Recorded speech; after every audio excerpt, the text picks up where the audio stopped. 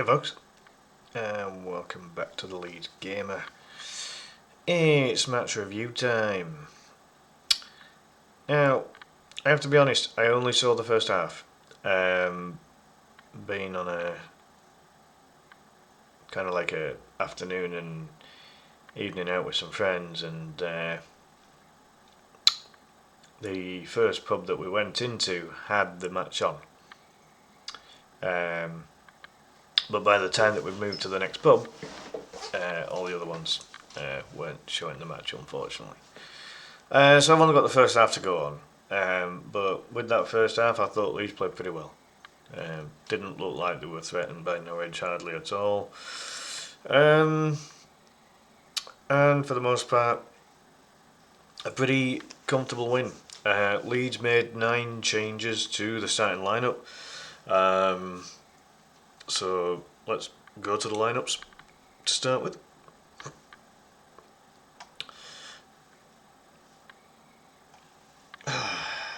Great when that happens, isn't it? Right, there we go. Okay, so with the lineups, Lucas Perry starting goal. He didn't have a lot to do, but played alright. Distribution pretty good.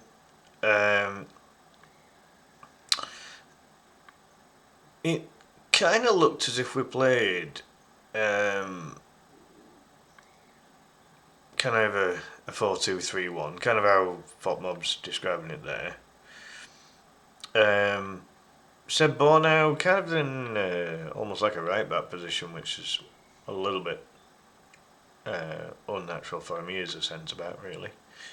But he did okay for the most part. Biol and Ampadu didn't let anything go past him. I think it was a good idea to put Ampadu back in defence because ultimately it allows him to be the captain and to be vocal from almost a better vantage point, if you like, from being able to see the game, closer to his own goalkeeper and see everything right in front of him rather than that little bit further forward in the DCM role. So yeah, Biol and Ampadu did well. Gary Godmanson, I'm going to come back to Gary. You'll understand why when I tell you.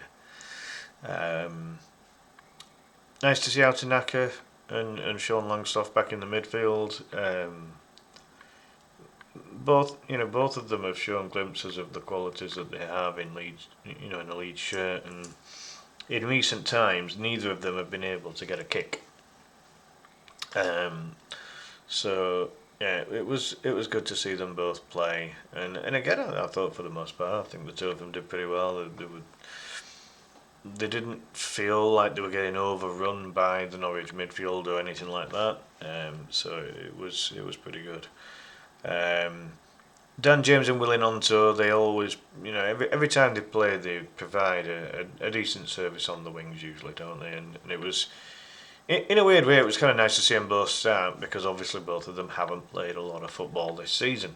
But again, I felt they both did quite well. Both getting involved. The fact that they both wanted to get involved with the attacks was important for me, so I was really happy with that. Now, from having seen the highlights when I got home, the goal for Pirro was really good. Pirro's goal was set up by Lucas Mecha, and previous to that, Pirro had a thunderous shot that was saved onto the crossbar. Really good effort that. And Lucas Mecha, he was so unlucky not to get a goal today. He was definitely up for it in the first half. With me seeing the actual game, and yeah, he had a goal choked off. Now then, why was Lucas's goal choked off? Was that the handball from Nonto? I think it was. So very unlucky for Lucas on that one, but he did get himself an assist. And it was a fantastic assist as well. Brilliant pass, direct into the feet of Pirro, with a lovely strike to finish the game off late on. But yeah, I just want to highlight Gabriel Goodmanson. You all know that I've been wax lyrical about this fella. He's having such a good season for Leeds, and again, he was so involved. He just did everything that he usually does, but this time he did two things that he hasn't done in a Leeds shirt yet. He got an assist, and he got a goal. I couldn't be happier for the guy.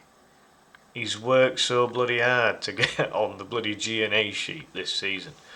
But just his overall game has been so good for probably 90% of the minutes that he's played for Leeds this season. He's been an excellent signing. Somewhere between 10 and 11 million pounds for a quality Premier League level left back is an absolute steal. And again, today just solidified why he is one of our best players. And again, you can argue that we were against Championship opposition. Which ironically we've been against Championship opposition every round of the cup so far. So it would be interesting to get a lower league club again and get them at Ellen Road. I think that'd be perfect for the next round. But we've beaten Derby, we've beaten Birmingham, and now we've beaten Norwich. All three of them respectable football clubs in terms of the level they're at this moment in time. And maybe bar a minor scare against Birmingham, realistically, we were like overall with the 3 games put together, we've been the best side. But again, Birmingham had a lot of moments, and Leeds were a little bit off it in that one. But they held the nerve and won it on the penalty shootout.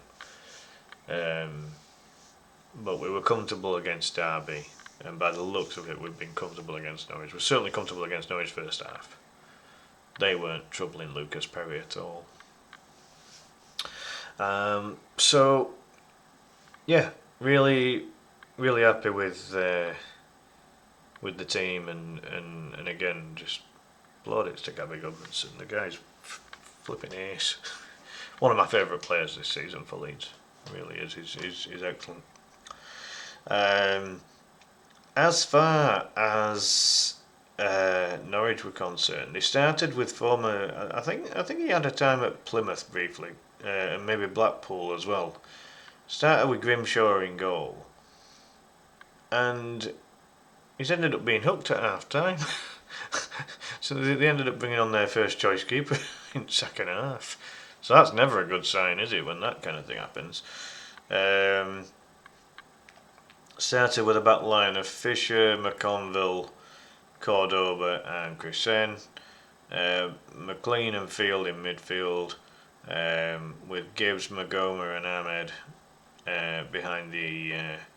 he's kind of more an attacking midfielder, isn't he, as far as I'm aware, but he started up front for him in Chris Garden.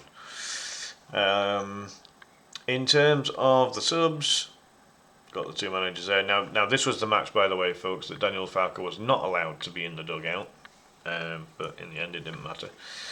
And Philip Clement is the current Norwich manager. He's the former Rangers manager, if I remember right. So yeah, they brought on Kovacevic. Sorry if I'm not pronouncing some of these names right. But they brought on their first choice keeper for the second half. They brought an experienced fullback Jack Stacey.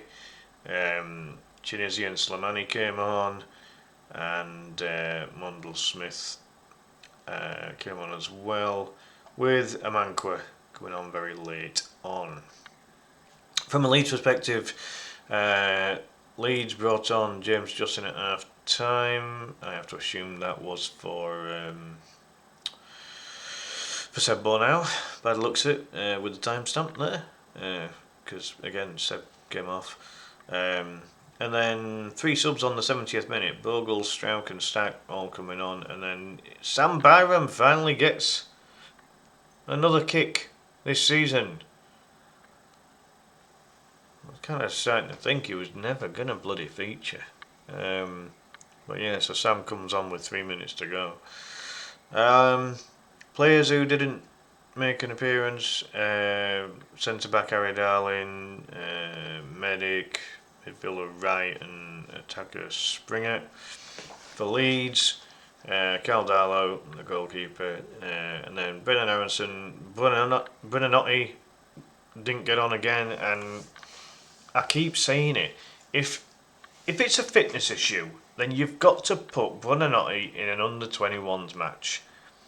Just let him have a full run out for the under-21s to get some minutes in the legs. If he's not going to be used in the cup, then use him in an under-21 match. Just do it. Because he ain't going to get his fitness up otherwise. And then Gruev didn't come on. But again, Gruev's been playing a bit in the first team recently, in first 11, so you won't be worried about that. In terms of unavailable players, Leeds, again, still without Noah Okafor. I do feel that we've missed him though. I feel like he's the kind of player that can come on and, you know, he's got the ability to affect games if he gets it right. And, you know, it's so good to have so much of the squad available right now. Wouldn't it be great if we could finally say that every Leeds United player is available? How cool would that be? And we're very close. If we can get Noah back sometime this month, that'll be mint. Norwich had a lot of unavailable players, as I mentioned in the match preview that I did. It's a big list, isn't it? Forsyth, Cernak, Schlupp, Topic, Duffy, Mahovo, Matson, Amas, Jurasek, Makama, Schwartau, and Toure, all unavailable. Now, I have to apologise as well. When I did my match preview, I didn't know that Josh Sargent had finally left Norwich. So that's why I put him in the preview. So I apologise for that. I wasn't aware of it. But yeah,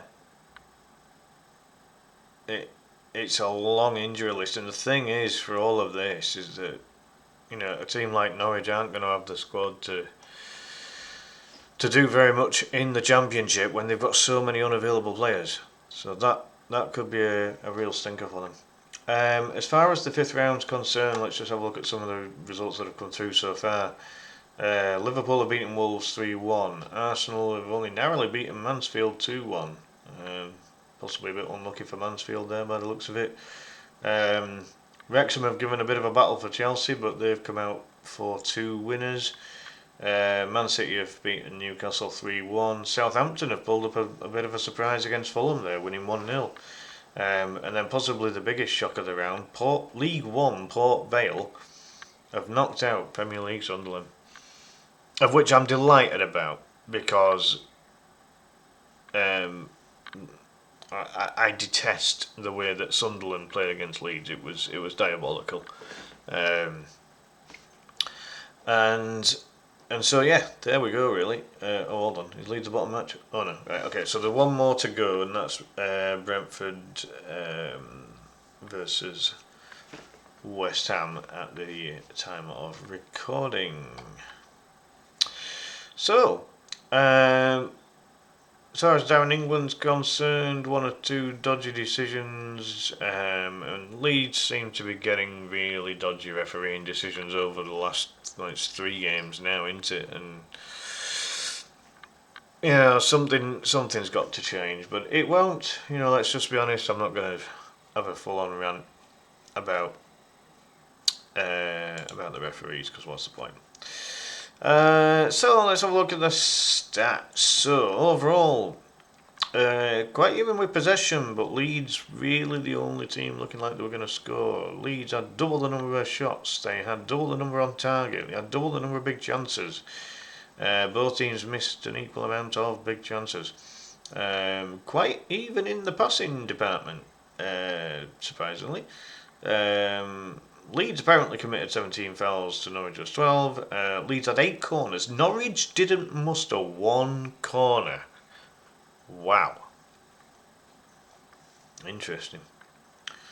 So, as far as the shots are concerned, um, pretty much everything in favour of Leeds there, apart from hitting the woodwork. Apparently Norwich did it twice, Leeds did it once.